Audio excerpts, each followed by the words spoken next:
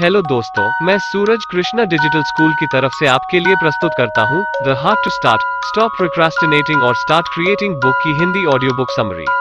ये book David Kadavy के द्वारा लिखी गई है। वीडियो शुरू करें उससे पहले आप चैनल को सब्सक्राइब कर ले और बेल आइकन को प्रेस कर दे। इससे हमारा मोटिवेशन बढ़ता है और मेरा अगला वीडियो आपको आसानी से और जल्दी मिल जाएगा। तो चलिए वीडियो शुरू करते हैं। हर सिचुएशन को टैकल करके अपने सपनों को पूरा करने के लिए कैसे और क्या करना है, इन सब का जवाब आपको मिलेगा इस book summary the heart to start में, जिसके ऑथर हैं डेविड कार्डवी। इस किताब की बुक समरी में हम ये जानेंगे कि हम में किसी काम को करने की पूरी एबिलिटी और कैपेबिलिटी होने पर भी हम उस काम को करने की शुरुआत क्यों नहीं कर पाते, या फिर किसी काम को शुरू करने के बाद क्यों हम उसे बीच में ही अधूरा छोड़ देते हैं और क्यों हार मान लेते हैं। अक्सर आपने अपने रिलेटिव्स, अपने दोस्तों या फिर अपने पार्टनर से ये कहते सुना होगा कि आप खाना बहुत अच्छा बना लेते हो, या फिर आप गाना बहुत अच्छा गा लेते हैं। तब आपको ये महसूस जरूर होता होगा कि मुझे इस काम में और ज्यादा एक्सीलेंस हासिल करना चाहिए था। ऐसा भी हो सकता है कि आपके अंदर किसी काम को दूसरों से बहुत अच्छी तरह से करने की एबिलिटी हो, और आपको इस बात का पता तब चलता है जब कोई आपको उस काम के लिए एप्रिशिएट करता है। ऐसा अक्सर हम सभी के साथ होता है।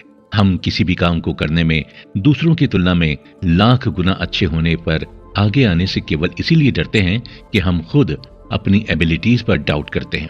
लोग क्या सोचेंगे और क्या कहेंगे, इस बात के बारे में बहुत ज्यादा सोच सोच कर अपने दिमाग के अंदर विचारों का एक बड़ा सा पहाड़ खड़ा कर देते हैं, और फिर उस पहाड़ की चोटी पर खड़े होकर हम इंतजार करते हैं कि कोई हमें मोटिवेट करे।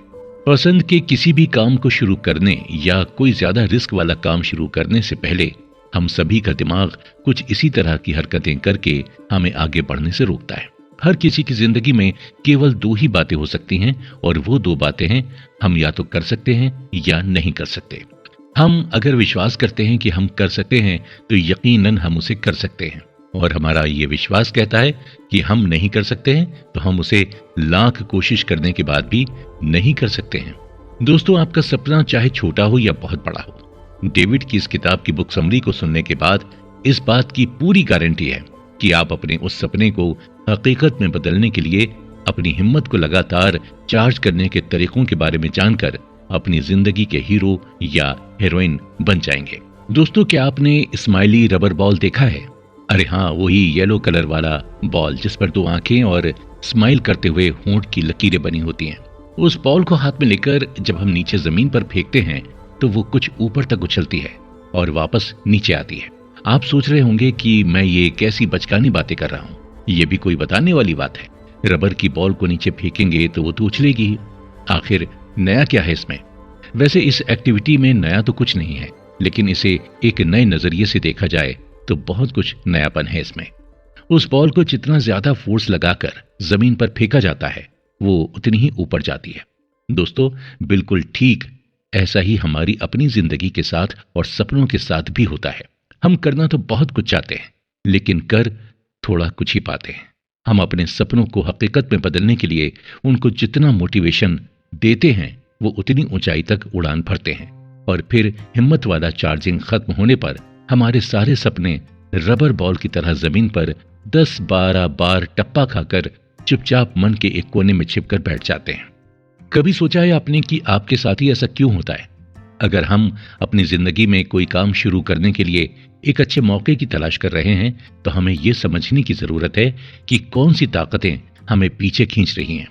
हमें यह जानने की जरूरत है कि जीवन में बार बार मिल रहे रिजेक्शन का ज्यादा से ज्यादा लाभ कैसे उठाया जाए। हमें यह भी जानने की जरूरत है कि हम अपने काम में सफल होने के लिए दुनिया से अलग हटकर और क्या कर सकते हैं। ये सब जानना एक तरह की आर्ट है, और ये आर्ट हम सब के अंदर होती ही है। हो सकता है हमारी ये आर्ट इस वक्त डीएक्टिवेट मोड में हो। हम इस बुक समरी में आगे बढ़ते हुए अपने अंदर की उस आर्ट को एक्टिवेट करने के तरीकों के बारे में जान ही लेंगे। तो चलिए आगे बढ़ते हुए द हार्ट टू स्टार्ट के ऑथर डेविड ये कहते हैं कि जिंदगी में जब हमें बार बार लगातार रिजेक्शन का सामना करना पड़े तो एक बात हमें हमेशा याद रखनी चाहिए कि मैं अपना काम करता रहूंगा या करती रहूंगी, क्योंकि ये एक ऐसा काम है जो मेरे सिवाय कोई और कर ही नहीं सकता, और मैं ही इसे अच्छी तरह से कर सकता हूं या कर सकती हूं। इस तरह का एटीट्यूड जब हम अपने अंदर कल्टीवेट कर लेते हैं तो हमारे चेहरे के एक्सप्रेशंस और बॉडी लैंग्वेज 1000 बार सफलता का स्वाद चख चुके इंसान की तरह हो जाती है। फिर हमारा इस तरह का एटीट्यूड ही हमें जिंदगी में बहुत आगे तक लेकर जाता है। रोज रोज के कामों में उलझे रहने पर इस बात को भूल जाना बड़ा ही आसान है कि हम बहुत स्पेशल हैं और हमारे अंदर दुनिया को देने के लिए एक ऐसा खजाना है जिस पर हक हमारे अलावा किसी और के पास नहीं है। इसीलिए दोस्तों, आगे बढ़ते रहना हमारी जरूरत है ताकि हम अपनी उस स्पेशलिटी को दुनिया के सामने ला सके। आपके घर में पंखा तो हो गई, अगर उस पंखे का कैपेसिटर खराब हो जाता है तो क्या आप उस 200 रुपए के कैपेसिटर के लिए पूरा पंखा ही बदल देते हैं?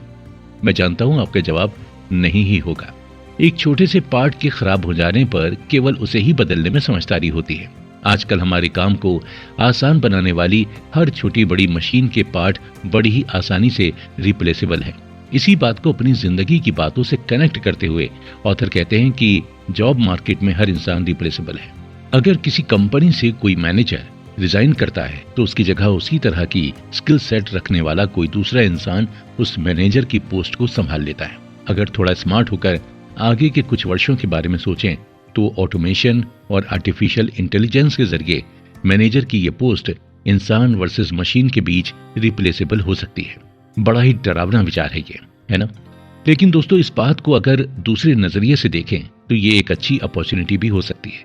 आप सोच रहे होंगे, लॉ ऑफ आर्ट की बात करते हुए मैं ये कौन से ट्रैक पर चला गया?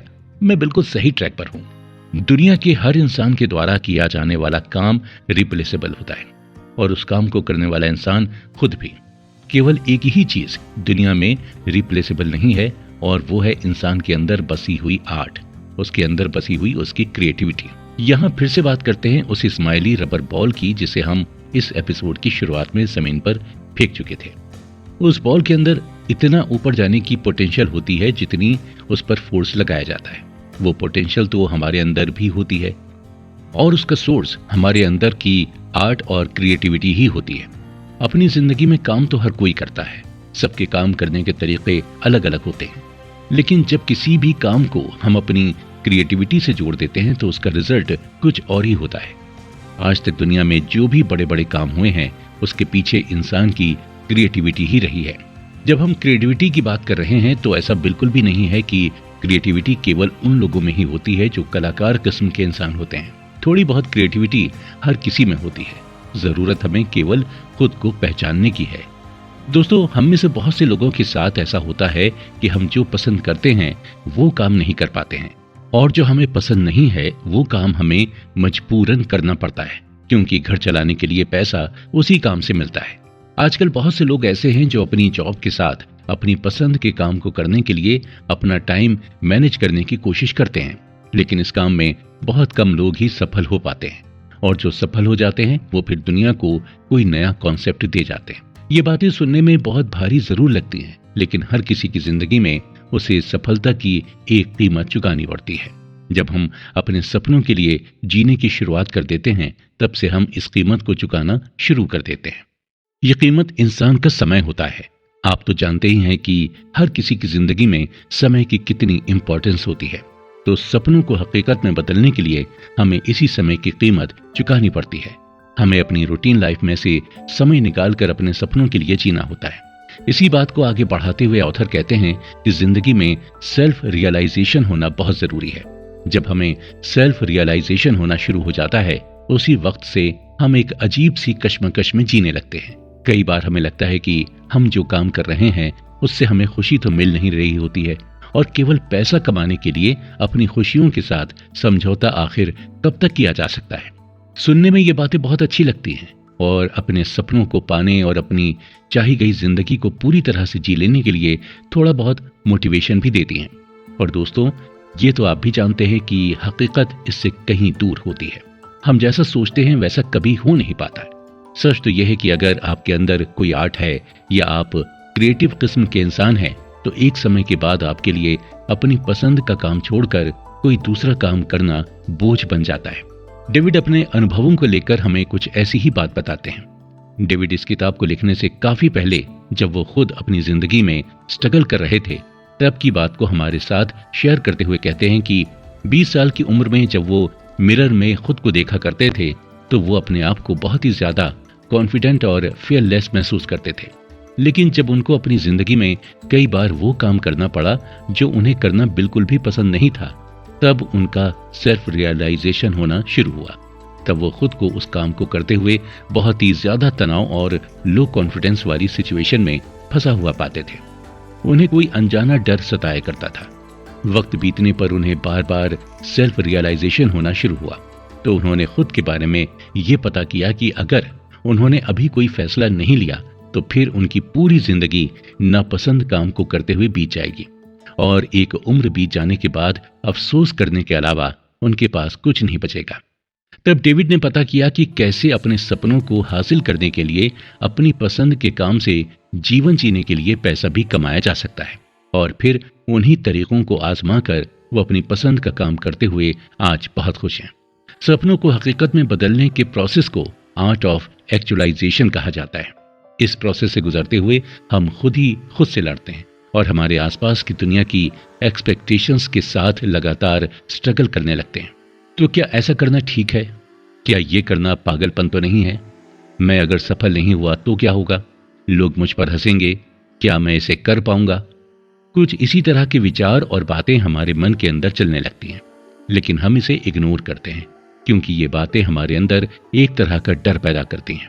ऑथर कहते हैं कि अपने दिल की बातों को अनसुना करना किसी भी इंसान की जिंदगी की सबसे बड़ी गलती होती है, जिसे कभी सुधारा नहीं जा सकता है। हेलन केलर के बारे में आप सभी ने सुन रखा होगा। जी हाँ, मैं उसी हेलन केलर की बात कर रहा हूँ जो जन्म से अंधी, बहरी और गूंगी थी। शारीरिक कमी होने के बावजूद उसके अंदर फीलिंग्स थी जिसका इजहार वो नॉर्मल लोगों की तरह नहीं कर पाती थी। इसी वजह से बचपन में अपने पेरेंट्स और टीचर्स को बहुत ज्यादा परेशान करती थी। हेलन केलर की जिंदगी में बदलाव तब आया जब उसकी जिंदगी में एनी सुलिवियन नाम की एक नई टीचर आई। एनी ने हेलन को सिखाया कि फीलिंग्स क्या होती हैं और उसे अपनी फीलिंग्स को मन से बाहर निकालना सिखाया। सुनने, बोलने और देखने की कैपेबिलिटी न रखने वाले किसी भी बच्चे को यह सिखाना बड़ी मुश्किल बात होती है।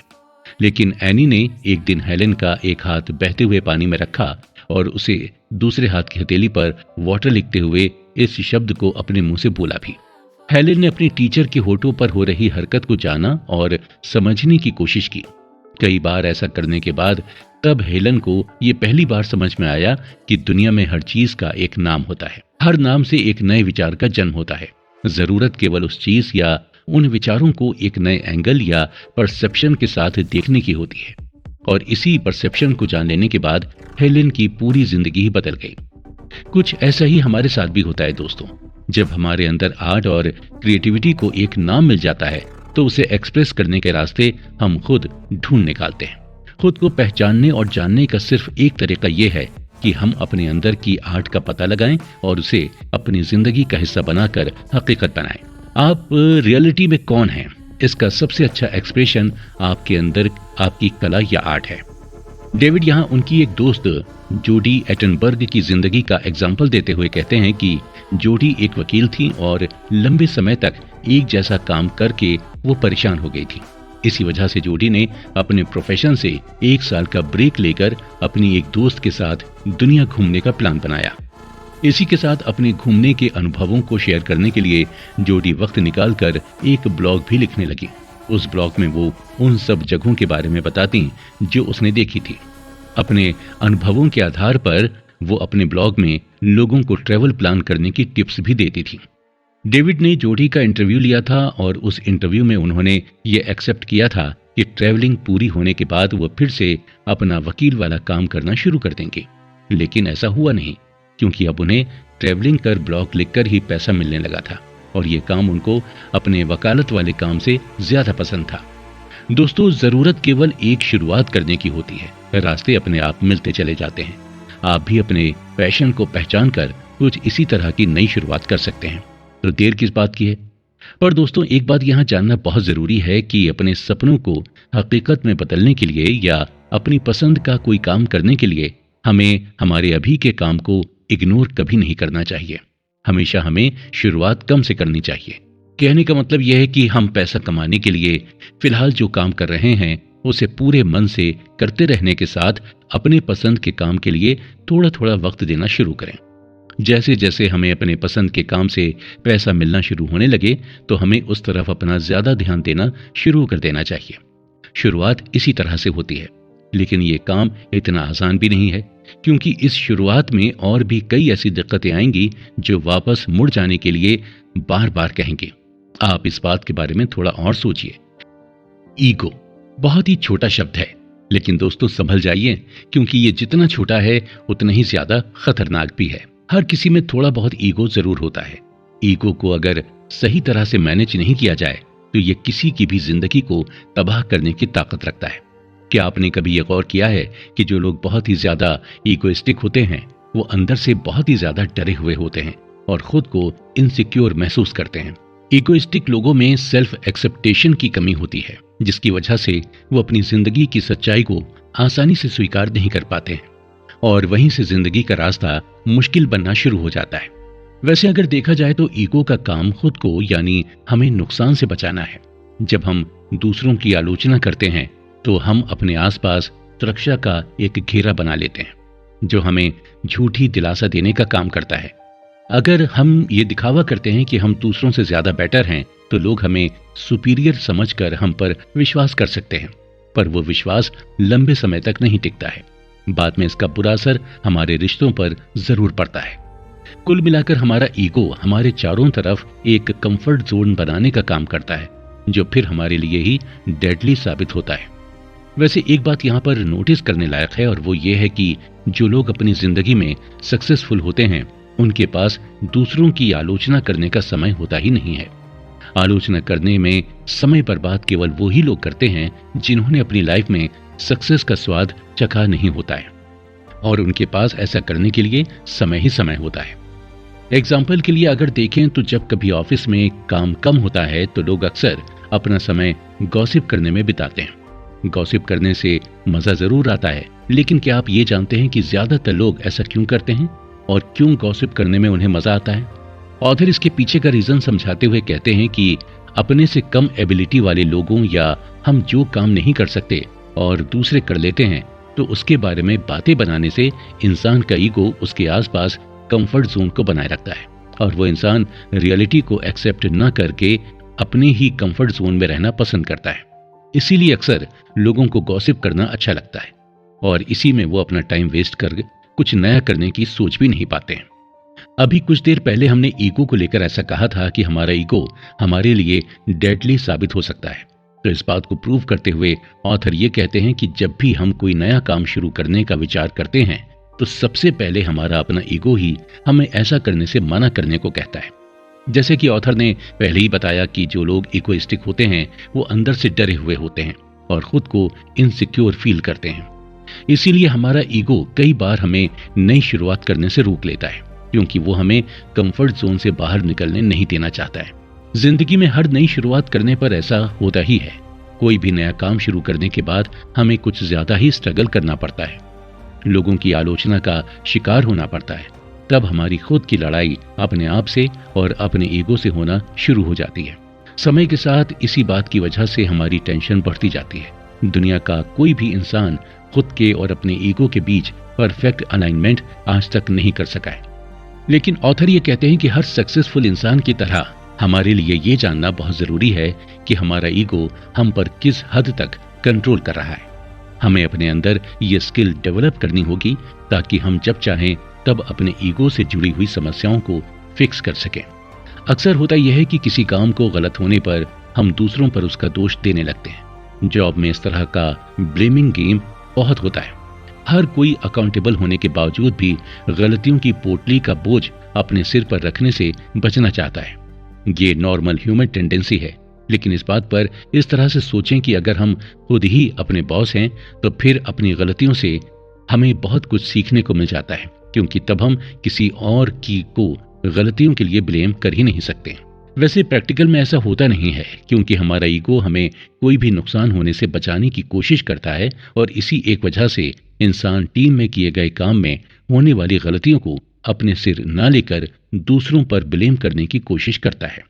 हमारा ईगो हमें नई शुरुआत करने से रोकने की हर कोशिश करता है, लेकिन ऑथर कहते हैं कि आगे बढ़ने के लिए हमें अपने ईगो से दूर जाने के लिए एक ऐसी एनर्जी की जरूरत होती है जो हमें इससे दूर ले जा सके। बिल्कुल ठीक वैसे ही जैसे किसी रॉकेट को स्पेस में जाने के लिए पृथ्वी के लगने वाले ग्रेविटेशनल फोर्स से दूर जाना पड़ता है। तो अब तो आप समझ गए होंगे कि हमें अपने ईगो से दूर जाने के लिए कितनी ज्यादा एनर्जी की जरूरत होती है। लेकिन कैसे हम अपने ईगो को हटाकर मोटिवेट हो सकते हैं और अपने सपनों को पूरा करने की कोशिश में जुटे रह सकते हैं? कि जब हम अपनी जिंदगी में आगे बढ़ने की ठान लेते हैं तो ऐसा नहीं होता है कि हम बिना रुकावट के मंजिल की तरफ चले जाते हैं। बीच रास्ते में हमारी गाड़ी अटकती है और तब हमें मोटिवेशन नाम के फ्यूल की जरूरत पड़ती है। इस फ्यूल को पाने के कई सोर्स हो सकते हैं, लेकिन पहले बात कर लें कि हमारी जिंदगी में आने वाले ऐसे कौन से ऑब्स्टिकल हैं जो हमारे इस फ्यूल को बहुत जल्दी खत्म कर देते हैं। हम जब भी कोई नया काम करने का डिसीजन लेते हैं तो सबसे पहले हमारे सामने समय की कमी होने की बात आती है। आजकल की इतनी बिजी लाइफ में किसी के पास इतना वक्त ही कहाँ होता है कि वो कुछ अलग करने की सोच सके, और सोच भी लें तो उसे करने के लिए इतना सारा वक्त कहाँ से लेकर आएं। पूरे दिन में हमारे पास टोटल 24 घंटे होते हैं। इन 24 घंटों में से 1 मिनट भी कम या ज्यादा सक्सेस और अनसक्सेसफुल लोगों की जिंदगी में नहीं होते हैं। इस दुनिया में सभी को उनकी जिंदगी को जीने के लिए एक सही समय मिलता है। अब ये हमारे ऊपर निर्भर करता है कि हम उस वक्त का यूज कैसे करते हैं। 24 घंटों में से 12 घंटे तो सोने और थोड़े बहुत रोज के कामों में निकल जाते हैं। बचे हुए 12 घंटों में से 9 से 10 घंटे जॉब में निकल जाते हैं। फिर भी हम अगर अपने समय का ठीक से हिसाब रखें और उसे अच्छी तरह से मैनेज करें तो हमें रोज कम से कम 1 और ज्यादा से ज्यादा 2 घंटे तो खाली जरूर मिलते हैं। लेकिन हमारा ध्यान इस तरह के कैलकुलेशन पर बिल्कुल भी नहीं जाता है और हम हमेशा वक्त की कमी होने का रोना रोते हैं। यही एक बड़ा सवाल हमारी शुरुआत को शुरू होने से पहले रोक देता है और इसी तरह के विचारों में हम अपना सारा मोटिवेशनल फ्यूल खत्म कर देते हैं।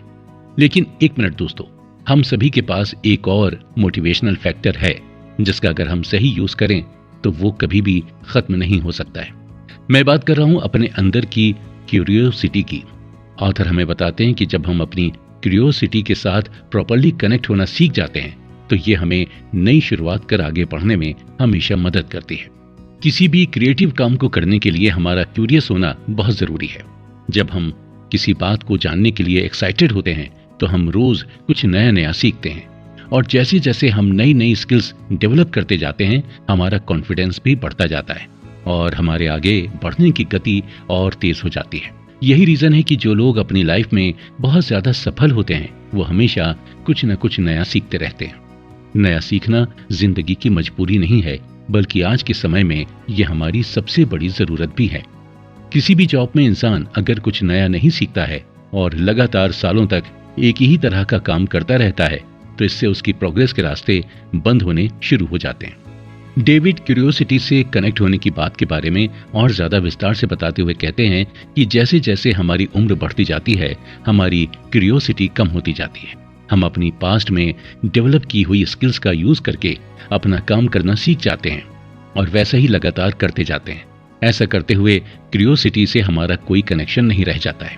लेकिन जब हम अपनी स्किल्स का यूज करके अपना काम करने के साथ उस काम से कुछ और नया सीखते हैं तो इसका मतलब होता है कि हम अपनी क्यूरियोसिटी से कनेक्टेड हैं।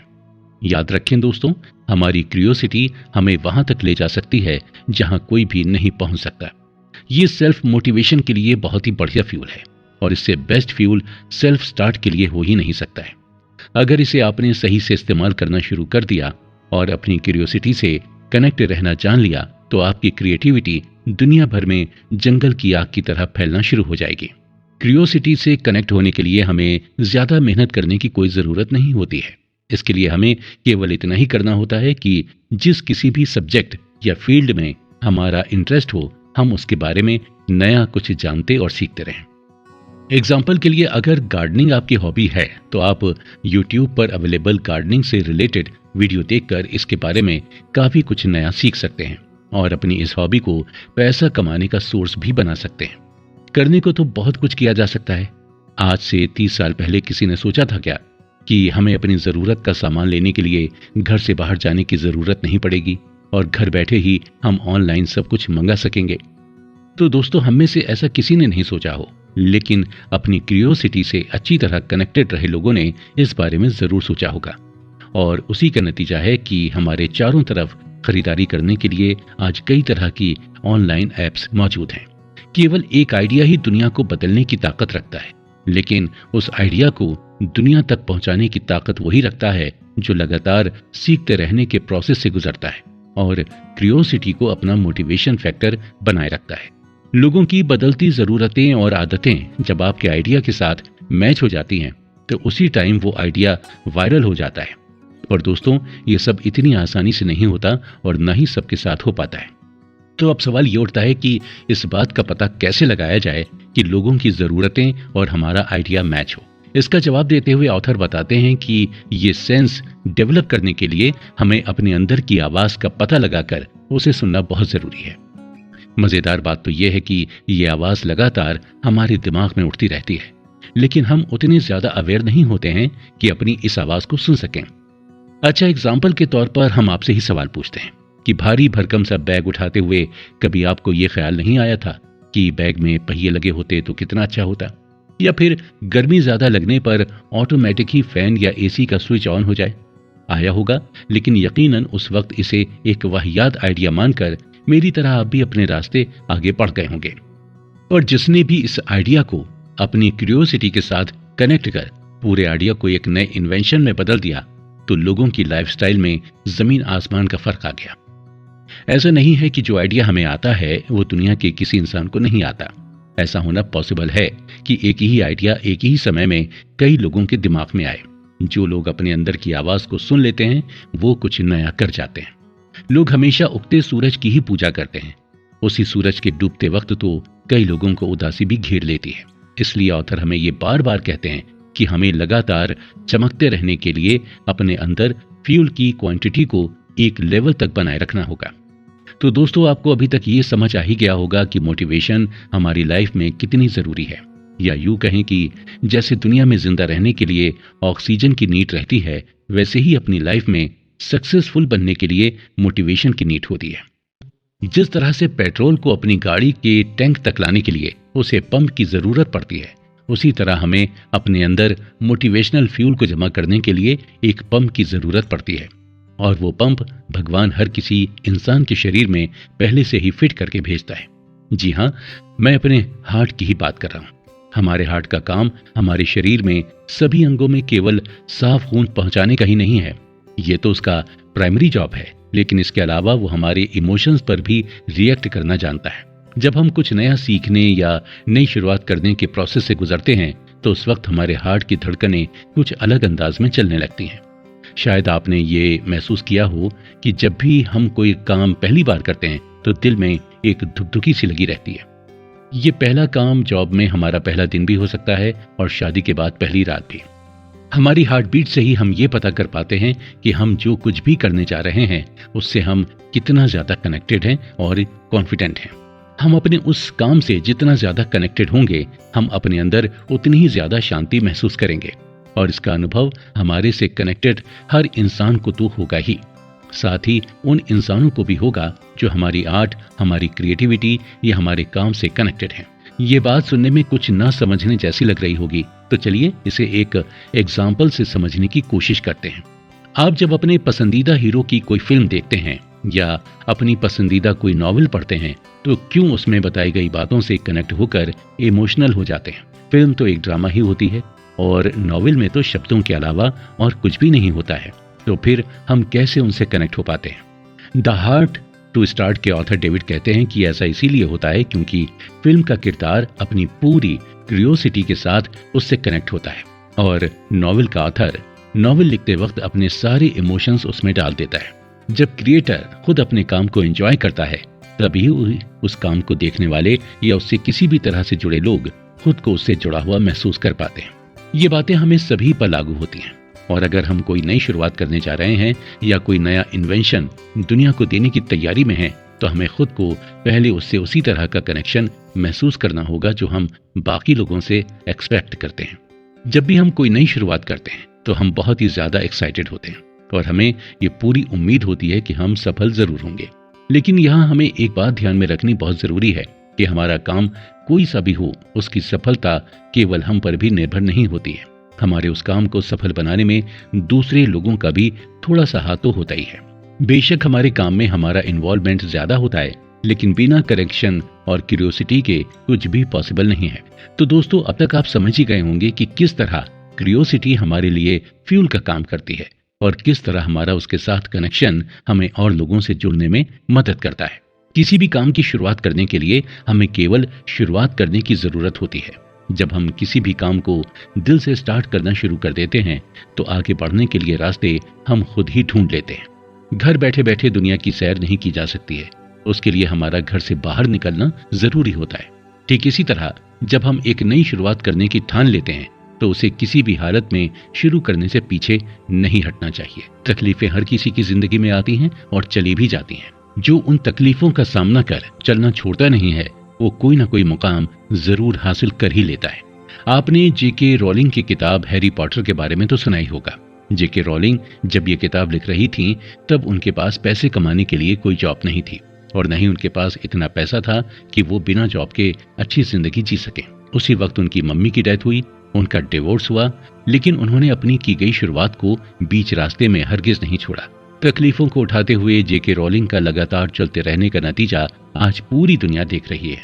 ये जरूरी नहीं है कि हर इंसान अपनी जिंदगी में कोशिश करने पर दुनिया में फेमस हो जाने जितनी सफलता हासिल कर ले, लेकिन दिल से शुरुआत करने पर छोटी छोटी सफलता के रास्ते बड़ी आसानी से खुलने लग जाते हैं। दोस्तों, ऐसा नहीं है कि बड़े लोगों की बड़ी बातें होती हैं। बड़े लोग भी बड़े होने से पहले हमारी तरह ही स्ट्रगल कर रहे थे।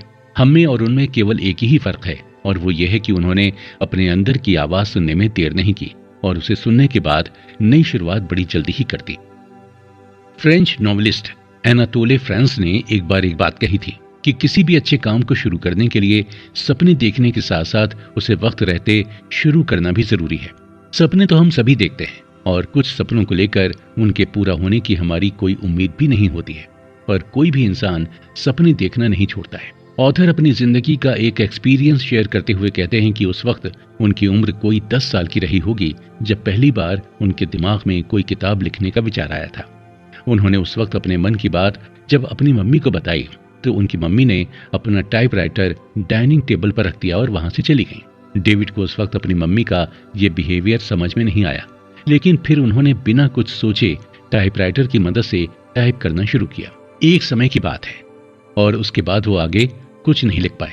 10 साल की उम्र का ये अनुभव वैसे तो कोई ज्यादा इंपॉर्टेंट नजर नहीं आता, लेकिन डेविड इसे हमसे शेयर करने का कारण बताते हुए कहते हैं कि जब हम कोई नई शुरुआत करने का फैसला कर उसे शुरू करने की शुरुआत कर देते हैं तो पहले कुछ दिनों में हम सभी के साथ कुछ ऐसा ही होता है।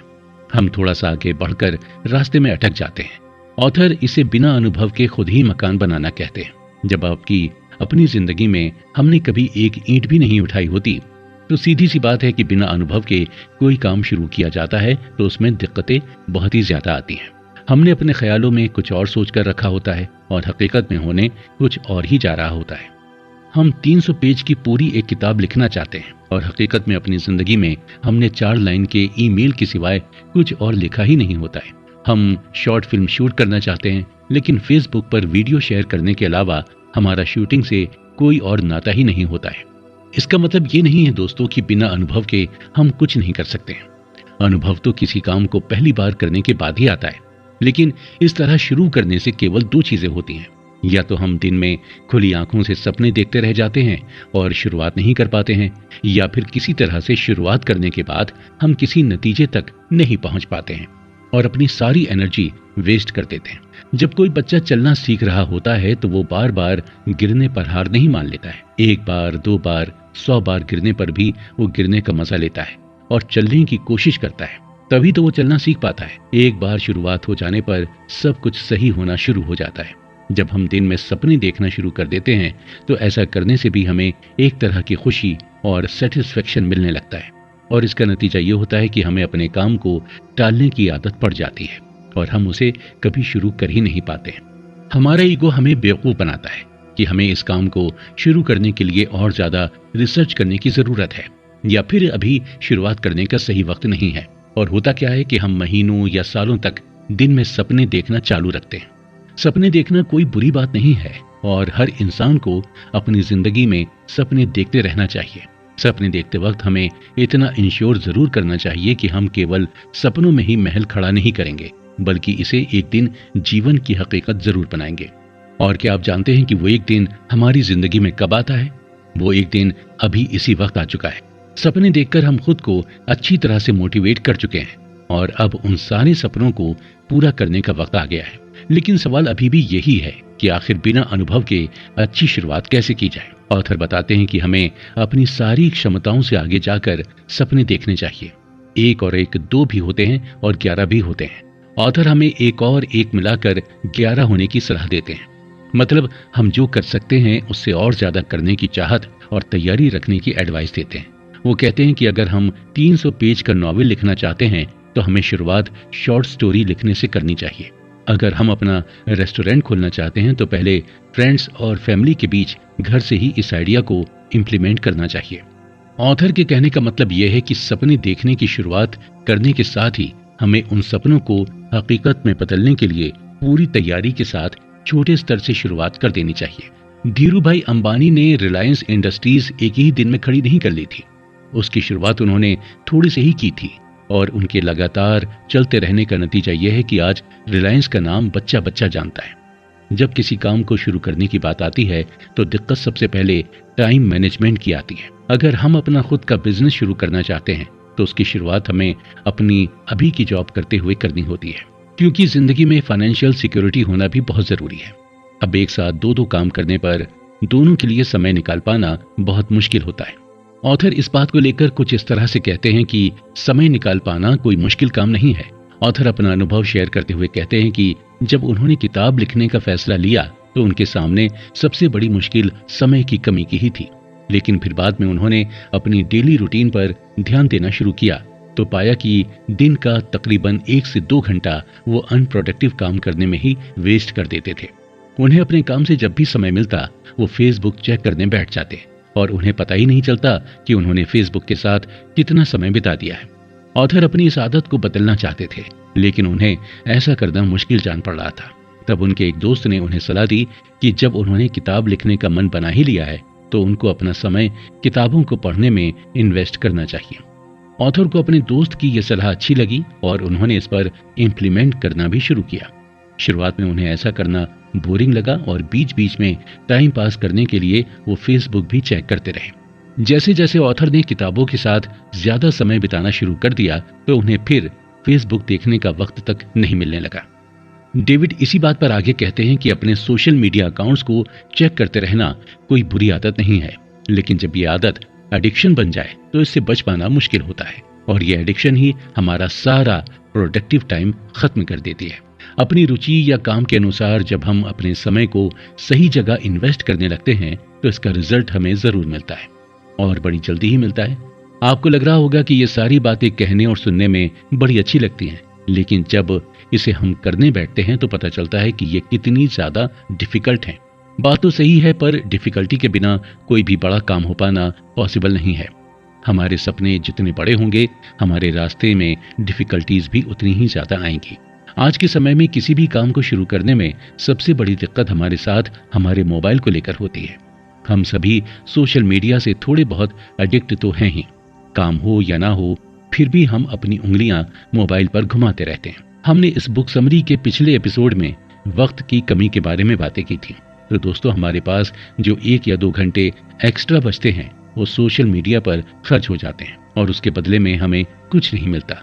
इसीलिए ऑथर हमें ये बार बार और कई बार कहते हैं कि हमें टाइम का इन्वेस्टमेंट करना चाहिए। सारी बातों का सार यही है कि हमें अपनी लाइफ की टाइम किलर एक्टिविटीज को पहचान कर उनसे दूर रहना सीखना होगा। तभी हम कुछ नया सीखने या नया करने के लिए अपने पुराने काम को करने के साथ समय निकाल पाएंगे। दुनिया में किसी भी इंसान के पास समय की कमी नहीं होती है। कमी होती है तो उसे ठीक से मैनेज करने की समझ की। दोस्तों, आप अभी तक ये तो समझ ही गए होंगे कि टाइम मैनेजमेंट बहुत ही इंपॉर्टेंट है। आपने कहीं ये कहावत तो सुनी होगी कि समय मिलता नहीं है, समय निकालना पड़ता है। वक्त हर किसी की लाइफ में फिक्स्ड है, बस वह हमारे ऊपर ही है कि हम उन 24 घंटों का यूज कैसे करते हैं। और जब हमें ये टाइम मैनेजमेंट समझ में आ जाता है तो हम अपने सपनों को पूरा करने के रास्ते में एक और लेवल अप हो जाते हैं। दोस्तों, किसी भी काम को शुरू करने के कुछ समय के बाद ये महसूस होता है कि हम कहीं स्टक हो गए हैं। ऐसा अक्सर किसी भी क्रिएटिव काम को करते वक्त होता है। ऑथर एक बार शुरुआत कर लेने के बाद किसी भी काम को कंटिन्यू रखने के लिए उपाय बताते हुए कहते हैं कि कोई भी काम वन गो में कर लेने के माइंडसेट से हमें दूर रहना चाहिए। कई बार हम केवल काम की क्वांटिटी को देखकर ही घबरा जाते हैं और उस काम को बीच में छोड़ देते हैं या शुरू ही नहीं कर पाते हैं। हम अपने ही घर परिवार से एक एग्जाम्पल उठाकर देखते हैं। सुबह उठते ही घर की औरतों को कम समय में कितना ज्यादा काम करना पड़ता है। बच्चों को स्कूल जाने के लिए तैयार करना, उनके लिए नाश्ता बनाना, फिर अपने पति के लिए चाय नाश्ता तैयार करना, बच्चों और पति के जाने के बाद घर के बाकी काम निपटाना, और अगर वो खुद भी जॉब करती हैं तो खुद ऑफिस जाने की तैयारी करना। ये सारे काम निपटाना किसी भी औरत के लिए बहुत ही कम समय का टास्क होता है। आप कह सकते हैं कि बहुत से बहुत 2 या 3 घंटे। अगर कम समय में बहुत सारे काम करने की लिस्ट देखकर कोई भी औरत परेशान हो जाए तो वो ये सारे काम कभी कर ही नहीं पाएगी और न ही रात को अगली सुबह इन सभी कामों को करने की चिंता में सो पाएगी। पर ऐसा किसी के साथ भी नहीं होता है। हर घर परिवार की औरतें टाइम मैनेज करना बहुत अच्छी तरह से जानती हैं और कई बार तो वो एक ही काम को करने के साथ कई छोटे मोटे काम भी निपटा लेती हैं। यहाँ ये एग्जाम्पल बहुत ही सोच समझकर और पूरी प्लानिंग के साथ दिया गया है। अगर आपको अपने नए काम को शुरू करने के लिए टाइम मैनेजमेंट जैसी कोई मुश्किल का सामना करना पड़ रहा है या एक शुरुआत करना ही आपको बहुत बड़ा भारी काम लग रहा है, तो 2 मिनट वक्त निकालकर आप अपने घर को संभालने वाली आपकी मम्मी या वाइफ से इस बारे में बात कर लें। आपको टाइम मैनेजमेंट के बारे में उनसे ज्यादा अच्छी तरह और कोई नहीं सिखा सकता है। ऑथर भी हमें यही कहते हैं कि काम की शुरुआत हमें पूरी प्लानिंग के साथ करनी चाहिए। पहले हमें उस काम को छोटे छोटे माइलस्टोन में बदल लेना चाहिए और हर एक माइलस्टोन पूरा होने पर खुद की तारीफ भी करनी चाहिए। ऐसा करते रहने से हमें लगातार मोटिवेशन मिलता रहता है और हम आगे बढ़ते रहते हैं। डेविड आगे कहते हैं कि जब उनके पास जॉब नहीं था और उनके सपने बड़े बड़े थे तो उन्होंने अपने सपनों को लेकर शुरुआत करने की ठान ली। उन्होंने ब्लॉग लिखना शुरू किया, लेकिन जब वो अपने पहले ब्लॉग की पोस्ट लिखने के लिए बैठे तो उन्हें कुछ समझ में नहीं आ रहा था कि आखिर क्या लिखा जाए। उन्हें शुरुआत किसी भी कीमत पर करनी ही थी। उन्होंने अपने मन में जो उस वक्त आया वो लिखना शुरू कर दिया और अपनी पहली ब्लॉग पोस्ट पूरी की। ऑथर कहते हैं कि उनके अनुसार वो उनकी सबसे घटिया पोस्ट थी, लेकिन उन्हें खुशी इस बात की थी कि उन्होंने शुरुआत कर दी थी। एक बार शुरुआत करने का नतीजा उन्हें बहुत जल्दी ही नजर आने लगा। इस शुरुआत को करने 6 महीने के बाद ही उन्हें अपनी मनचाही जॉब मिल गई और अपनी पहली ब्लॉग पोस्ट लिखने के 6 साल बाद उन्हें किताब लिखने का पहला कॉन्ट्रैक्ट मिल गया। इसीलिए अपने इस अनुभव के आधार पर ऑथर बार बार हमें यह कहते हैं कि शुरुआत कैसी भी हो एक बार कर देनी चाहिए। डेविड आगे कहते हैं कि हम सभी जो क्रिएटिव काम करते हैं, हम सभी उस काम से दिल से जुड़े होते हैं क्योंकि ऐसा करना हमें अच्छा लगता है। लेकिन इसके साथ ये रियलिटी भी एक्सेप्ट करना जरूरी होती है कि किसी भी क्रिएटिव काम में सेटिस्फेक्शन या मनचाही सफलता मिलने में सालों बीत जाते हैं, पर सालों बाद जब वो काम लोगों की नजर में आता है तो हमारा वही काम हमें जमीन से उठाकर आसमान पर लेकर चला जाता है। ऑथर आगे बताते हैं कि ज्यादातर क्रिएटिव लोग अपने काम में हमेशा परफेक्शन देखना चाहते हैं, लेकिन कई बार इसी परफेक्शन की जिद के कारण वो काम शुरू ही नहीं हो पाता है। अगर हम किसी काम को करने की शुरुआत ही नहीं करते हैं तो समय के साथ उसे और ज्यादा बेटर बनाने की उम्मीद भी वहीं खत्म हो जाती है। इसीलिए इस बात को भी एक्सेप्ट करना बहुत जरूरी है कि किसी काम में परफेक्शन समय के साथ ही आता है। एक दिन में सपनों का महल खड़ा नहीं किया जा सकता और न ही एक साथ थाली में परोसी हुई सारी चीजें खाई जा सकती हैं। हर किसी काम या बात को थोड़ा सा समय देना पड़ता है, तब जाकर कहीं हम अपने अंदर वो कॉन्फिडेंस डेवलप कर पाते हैं कि हाँ, अब हम इसे अच्छी तरह से कर सकते हैं। ऑथर का खुद का यह अनुभव है कि जब उन्होंने ब्लॉग लिखने की शुरुआत की थी तब शुरुआत की काफी सारी ऐसी पोस्ट थी जो कचरे में डाल देने जैसी थी। डेविड खुद अपने काम से सेटिस्फाइड नहीं थे, लेकिन अपने काम को और ज्यादा बेहतर बनाने के लिए उन्होंने खराबी सही लेकिन लिखना नहीं छोड़ा। काफी कोशिश के बाद ही वो अपना नाम सफल ब्लॉगर की लिस्ट में जोड़ पाए। वर्ल्ड फेमस ऑथर हेमिंगवे ने भी इस बात को एक्सेप्ट किया है कि एक पेज के मास्टरपीस को लिखने के लिए वो कई बार 90 पेज लिखकर उसे कचरे की पेटी में डाल देते थे। किसी भी काम में परफेक्शन प्रैक्टिस से आता है और प्रैक्टिस करने की आदत डालनी पड़ती है। एक बार अगर हम खुद को परफेक्शन ना देने की वजह से रोक लेते हैं तो इस बात के बहुत ज्यादा चांसेस होते हैं कि हम फ्यूचर में भी ऐसा ही करेंगे और कभी अच्छी शुरुआत नहीं कर पाएंगे। काम की शुरुआत कर लेने के बाद परफेक्शन भी समय के साथ आ ही जाता है। तो दोस्तों, अगर आप भी अपनी लाइफ में अपने काम और परफेक्शन को लेकर परेशान हो रहे हैं तो इस परेशानी को दूर करने का एक ही रास्ता है और वो है लगातार कोशिश करते रहना। लगातार कोशिश करने पर छोटा सा बच्चा एक न एक दिन खुद ही अच्छी तरह से बिना किसी सहारे के चलना सीख ही लेता है। अगर छोटा सा बच्चा कोशिश कर सकता है तो फिर आप क्यों नहीं। वो कहते हैं ना, कोशिश करने वालों की कभी हार नहीं होती। इसीलिए अपने सपनों को पूरा करने का सिर्फ एक ही तरीका है, कोशिश करते रहना चाहिए। अच्छी हो या बुरी हो, प्रैक्टिस से इंसान में परफेक्शन आता है। इसीलिए सपनों के महल में बैठने के लिए आपको कोशिश की ईंटें तो जमानी ही पड़ेंगी और उसे टाइम के सीमेंट के साथ जोड़ना भी पड़ेगा, ताकि आपका महल मजबूत और ऐसा बने जिसमें रहकर आप बस खुशी फील करें। दोस्तों, आप ये जानकर बिल्कुल सरप्राइज होंगे कि ऑथर ने ब्लॉग लिखने की शुरुआत कैसे की थी। डेविड कहते हैं कि एक लंबे समय तक सोच विचार करने में वक्त बर्बाद करने के बाद उन्होंने ब्लॉग लिखने की शुरुआत तो कर दी थी, लेकिन इसे आदत बनाने के लिए उन्होंने खुद पर बहुत मेहनत की। खुद को अपने छोटे छोटे माइलस्टोन पूरे करने पर रिवॉर्ड्स भी दिए। वो रोज सुबह जल्दी उठ जाते और फिर अपनी घड़ी में 10 मिनट का टाइमर सेट करके खुद को पूरे 10 मिनट लिखने के लिए रेडी करते और लगातार 10 मिनट जो भी मन में विचार आते उसे कागज पर उतार लेते। वो कहते हैं कि उन 10 मिनट में उन्हें अगर प्यास लगती या कुछ खाने का मन करता या आलस आती तो भी वो अपना ये काम नहीं छोड़ते और 10 मिनट पूरी तरह से लिख लेने के बाद ही वो अपना ध्यान किसी और काम में लगाते। शुरुआत में उनको ऐसा करते हुए बहुत डिफिकल्टी आई, लेकिन वो रुके नहीं और एक समय के बाद ऐसा करना उनकी आदत में शामिल हो गया। मजेदार बात तो यह है कि शुरुआत में उस 10 मिनट में उन्हें कई बार खाने की इच्छा होती, कई बार प्यास भी लगती, लेकिन वो 10 मिनट बीत जाने पर फिर ऐसा कुछ भी नहीं होता था। डेविड बताते हैं कि ऐसा हर किसी के साथ होना आम बात है, क्योंकि हमारे मन को शुरुआत में किसी भी काम के लिए कॉन्सेंट्रेट करवाना लोहे के चने चबाने जैसा काम है, पर एक बार अगर हम ऐसा करने में सफल हो जाते हैं तो दूसरी बार हमारे सफल होने के चांसेस कई गुना बढ़ जाते हैं। डेविड ने फिर उन 10 मिनट वाली आदत को आधे घंटे में बदला, फिर आधे घंटे से 1 घंटे में और फिर 1 घंटे से 2 घंटे में। इस तरह उन्होंने अपने समय को बेहतर तरीके से यूज कर और ज्यादा प्रोडक्टिव बनाने की अपनी आदत बना ली। दोस्तों, इसी तरह हम भी शुरुआत कर बड़े से बड़े काम को बड़ी आसानी से फिनिश लाइन तक ले जा सकते हैं। इसे कुछ इस तरह से हम कर सकते हैं। कैलेंडर तो हम सभी के घर में होता है। किसी भी काम को शुरू करने से पहले उससे रिलेटेड गोल बनाकर हम एक अच्छी शुरुआत कर सकते हैं। आप कैलेंडर में काम को शुरुआत करने की तारीख को मार्क कर फिर उसे पूरा करने के लिए उसे छोटे छोटे माइलस्टोन में बांटकर अलग अलग तरह तारीखों को मार्क कर सकते हैं। यहाँ हमें केवल इस बात का ध्यान रखना होगा कि जिन जिन तारीखों को हमने मार्क किया है, हमारा काम उन तारीखों तक पूरा हो जाना चाहिए। गोल बनाना बहुत आसान है, लेकिन उसे अचीव करना ही मुश्किल है। कैलेंडर पर तारीखें मार्क कर उन तारीखों को याद रखकर लगातार काम करते रहने से ऐसा करना हमारी आदत में शामिल हो जाता है। और फिर ये तो आप भी अच्छी तरह से जानते हैं कि एक अच्छी आदत किस तरह किसी की जिंदगी बदल कर रख देती है। किसी भी काम को करने की आदत डेवलप करने में हमें 21 दिनों का समय लगता है।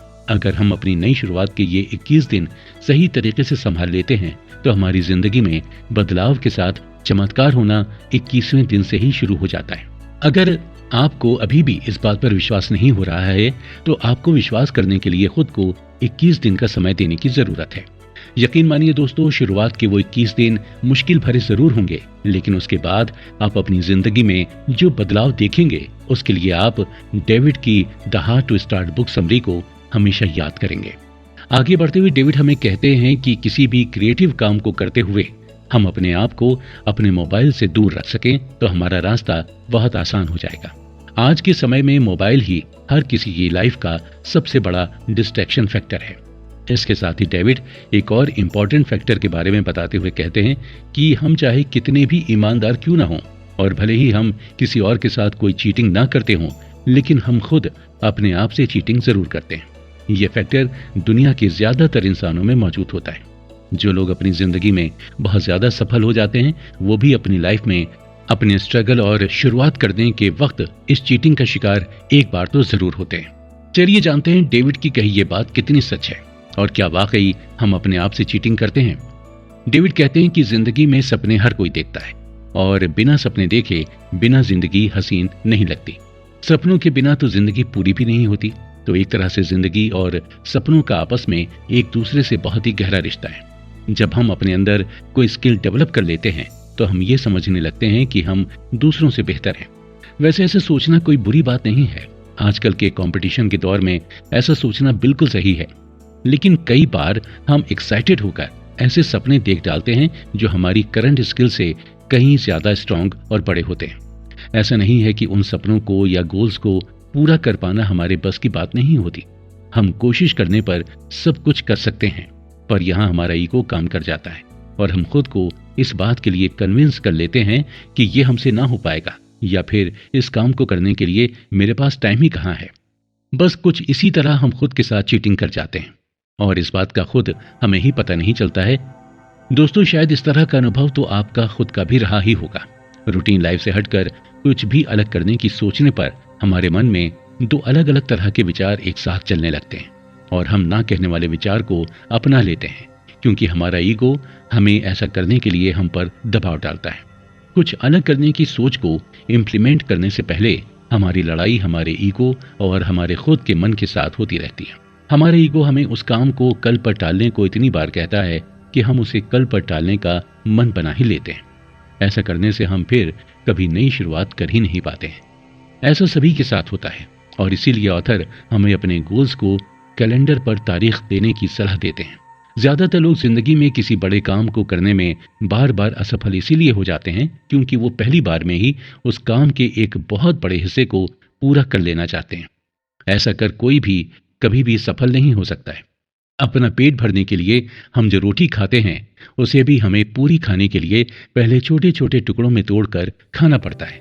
तो हमारा किसी भी काम को पहली ही बार में या वन गो में पूरा कर लेने की बात खुद हमारे साथ चीटिंग करने जैसी ही बात होती है।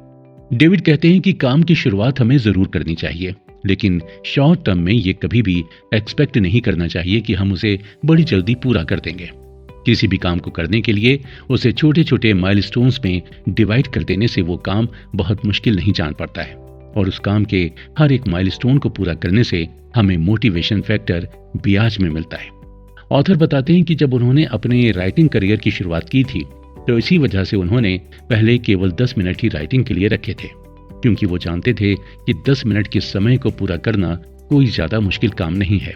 अगर वो पहले दिन से ही राइटिंग के लिए अपने कैलेंडर में 4 घंटे ब्लॉक कर देते तो उन 4 घंटों में उन्हें कई बार चाय पीने के बहाने या अपना मोबाइल चेक करने या किसी और बहाने के कारण बार बार डिस्ट्रैक्ट होना पड़ता और वो राइटिंग को लेकर फिक्स किया हुआ अपना गोल पूरा कर ही नहीं पाते।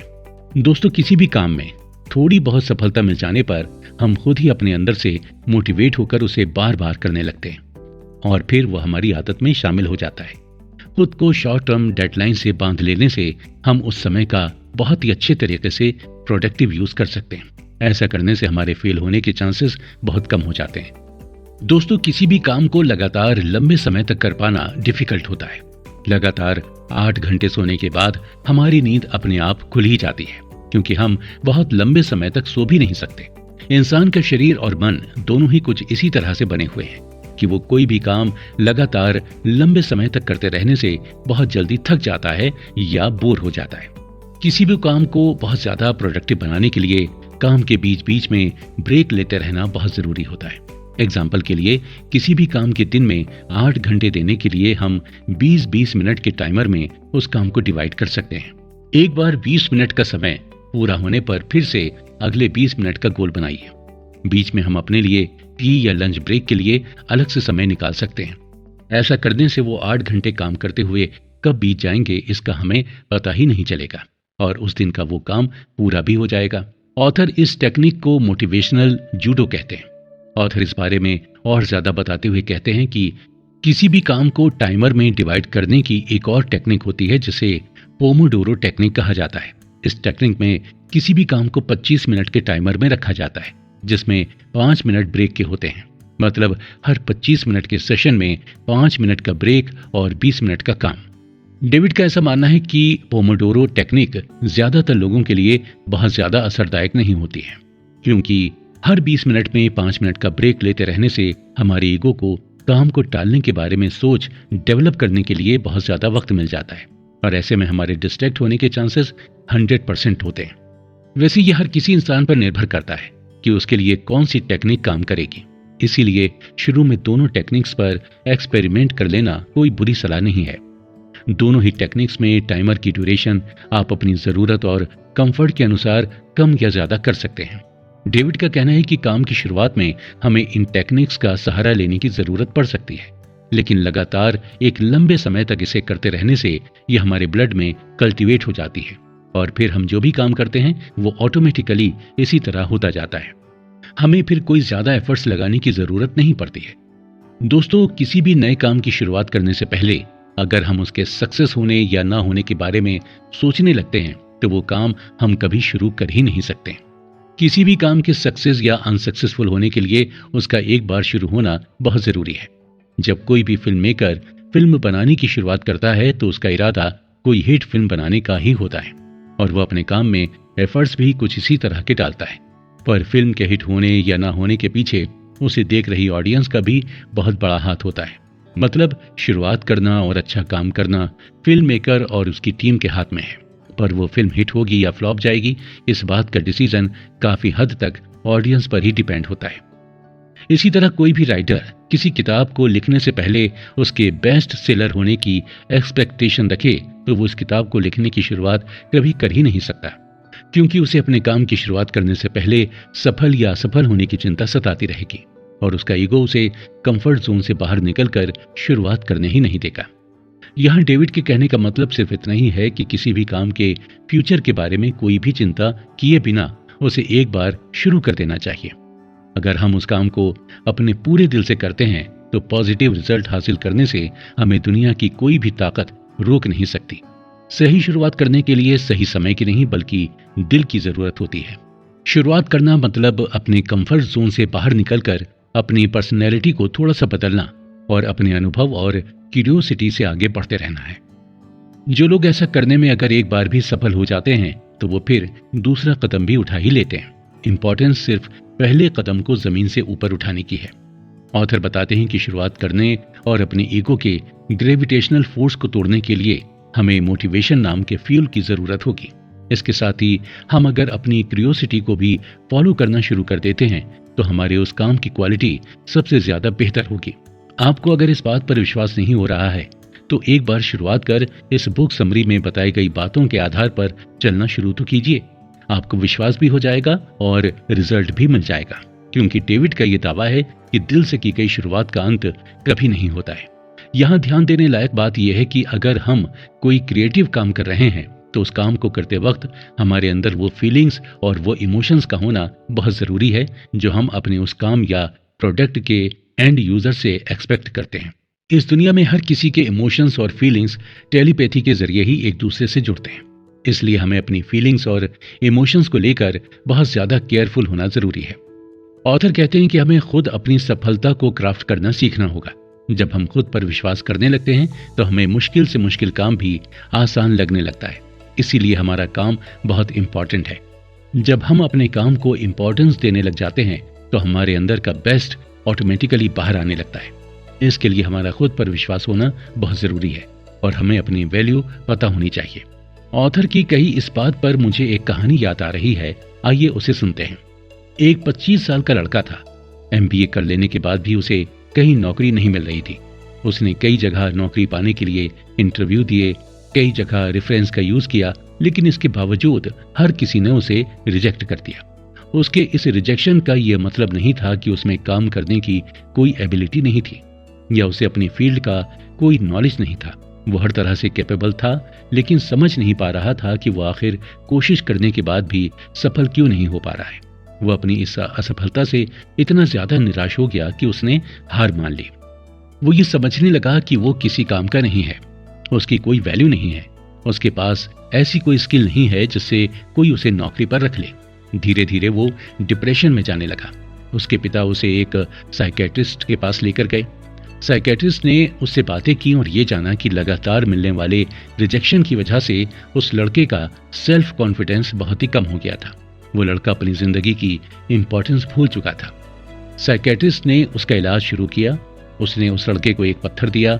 वो पत्थर दिखने में साधारण पत्थर की तरह था। वो लड़का उस पत्थर को बड़े ध्यान से देखने लगा और उसने पूछा, ये क्या है? साइकेट्रिस्ट ने उससे कहा कि ये जादुई पत्थर है, इसकी मदद से तुम्हें नौकरी मिल जाएगी। लड़का इस जवाब पर हंस दिया और बोला, मैं इस तरह के टोटकों पर बिल्कुल भी विश्वास नहीं करता हूं। तब साइकेट्रिस्ट ने उसे जवाब दिया कि ये कोई टोटका नहीं है, तुम्हें इस पत्थर की कीमत कम से कम 4-5 लोगों के पास जाकर मालूम करनी है। कैसे करनी है वो तुम्हें खुद पता करना होगा। उस लड़के ने एक बार फिर से उस पत्थर को ध्यान से देखा और बोला, इस पत्थर की भला क्या कीमत हो सकती है? उस लड़के से काफी बहस करने के बाद आखिरकार उस साइकेट्रिस्ट ने उसे उस पत्थर की कीमत पता करने के लिए मना ही लिया। वो लड़का उस पत्थर को लेकर बाजार गया। सबसे पहले वो एक गिफ्ट शॉप पर गया तो गिफ्ट शॉप वाले ने उस लड़के की बात सुनकर उसका मजाक उड़ाकर उसे वहां से भगा दिया। वो लड़का एक बार फिर से निराश हुआ, लेकिन वो एक ट्राई और करना चाहता था। बाजार में चलते हुए उसे एक रद्दी सामान खरीदने वाला नजर आया। वो उसके पास गया और उसने उसे वो पत्थर दिखाया तो वो रद्दी वाला 5 रुपए में वो पत्थर खरीदने को तैयार हो गया। साइकेट्रिस्ट ने उस लड़के को वो पत्थर किसी को भी बेचने से मना किया था। उसे केवल उसकी सही कीमत पता करनी थी। उस लड़के ने वो पत्थर उस रद्दी वाले को नहीं बेचा और आगे बढ़ गया। अपनी एक शुरुआत में छोटी सी सफलता पाकर उसका हौसला बढ़ गया और वो लड़का एक ज्वेलरी शॉप पर गया। ज्वेलर ने वो पत्थर बड़े ध्यान से देखा और फिर बोला, मैं तुम्हें इसके 5,000 रुपए दे सकता हूं। उस लड़के को उस ज्वेलर की बात सुनकर बहुत आश्चर्य हुआ और वो सोचने लगा, कहीं ये पागल तो नहीं है, एक पत्थर की ये 5,000 रुपए देने को तैयार है। लड़के ने वो पत्थर वहां भी नहीं बेचा और वहां से और बड़े ज्वेलर के पास गया। उस ज्वेलर ने जब उस पत्थर को देखा और परखा तो उसकी आंखें चमक उठी और वो बोला, चोरी की है क्या? ये तो बेशकीमत हीरा है जिसकी कीमत 1 करोड़ से कम नहीं है। उस लड़के को खुद पर विश्वास नहीं हो रहा था कि वो अपने हाथ में 1 करोड़ रुपए का पत्थर लेकर घूम रहा है। वो लड़का उस पत्थर को लेकर वापस साइकेट्रिस्ट के पास गया और बोला, हर कोई इसकी अलग अलग कीमत लगा रहा है। रद्दी बेचने वाला इसके 5 रुपए देने को तैयार हो गया था। एक ज्वेलर इसे 5,000 में खरीदना चाहता था तो एक ने इसकी कीमत करोड़ रुपए बताई। तब उस लड़के को साइकेट्रिस्ट ने समझाया, ये बेशकीमत हीरा है और इसकी कीमत सही हाथों में जाने पर ही पता चलती है। कुछ लोगों के लिए तुम्हारी वैल्यू नहीं है, इसका मतलब यह नहीं है कि तुम किसी भी काम के लायक नहीं हो। और कोशिश करो, एक नई शुरुआत करो और सही जगह की तलाश करो। तुम एक न एक दिन कामयाब जरूर होगे। उस लड़के को अपनी वैल्यू समझ में आ गई और उसका खोया हुआ कॉन्फिडेंस लौट आया। इसके बाद उस लड़के को नौकरी मिल गई। तो दोस्तों, ये कहानी तो यहां खत्म हो जाती है, लेकिन हमसे बहुत कुछ कह जाती है। हम में से कई लोग बार बार असफल होने पर अपनी सेल्फ वर्थ वैल्यू को भूल जाते हैं और हार मान लेते हैं। उम्मीद है जब कभी भी आपको मुश्किलें घेर लें तो आप इस कहानी को याद रखकर अपनी सेल्फ वर्थ वैल्यू को कभी नहीं भूलेंगे और फिर से नई शुरुआत करने के लिए कदम आगे बढ़ाते चले जाएंगे। ऑथर यहां फिर से कहते हैं कि सही शुरुआत करने के लिए समय की कमी होना एक बहाने के सिवाय कुछ नहीं होता। हम अपनी जिंदगी में चाहे कितने भी बिजी क्यों ना हो, पूरे दिन में इतना सा वक्त तो आसानी से निकाल सकते हैं कि हम अपने पसंद के काम को करने के लिए वक्त निकाल सकें। शुरुआत में टाइम का इन्वेस्टमेंट तो करना ही होगा और अपने एक्सपेक्टेशंस सेट करने होंगे। आज इन्वेस्ट किया हुआ थोड़ा सा टाइम कल हमारा फ्यूचर होगा। दोस्तों, अब तक अगर आपने शुरुआत करने का विचार कर लिया है तो देर मत कीजिए और न ही परफेक्शन की कोई चिंता कीजिए। शुरुआत में ही अगर परफेक्शन के बारे में सोचने बैठ गए तो समझ लीजिए कि आप बीच में ही स्टक हो जाएंगे। परफेक्शन केवल प्रैक्टिस से ही आता है और प्रैक्टिस करने के लिए शुरुआत का होना जरूरी है। ऑथर की कही दिल को छू जाने वाली 2-4 बातें। ऑथर सही शुरुआत और दिल से शुरुआत करने के लिए कहते हैं कि किसी के पास भी समय की कमी नहीं है। अगर हमें कुछ एक्स्ट्रा ऑर्डिनरी काम करना है तो उसकी शुरुआत अभी से करनी होगी। नई शुरुआत करने से अगर डर लग भी रहा है तो कोई बात नहीं, उस डर के साथ एक बार शुरुआत तो कर दीजिए। आपका वो डर अपने आप दूर हो जाएगा। कुछ सोचने से ही कुछ करने का मन बनता है और कुछ करने से ही शुरुआत होती है। अच्छा सोचिए और सोचकर उसे अपनी लाइफ में इसी वक्त इम्प्लीमेंट भी कीजिए। अपने मन में बस खुद को लेकर इतना विश्वास बनाइए और हमेशा बस यही सोचिए कि आप कर सकते हैं और आपके अलावा वो काम और कोई कर ही नहीं सकता, क्योंकि जब आपको खुद पर भरोसा होगा तो हर चीज, हर मंजिल, हर सपना आपके लिए मुश्किल से आसान हो जाएगा।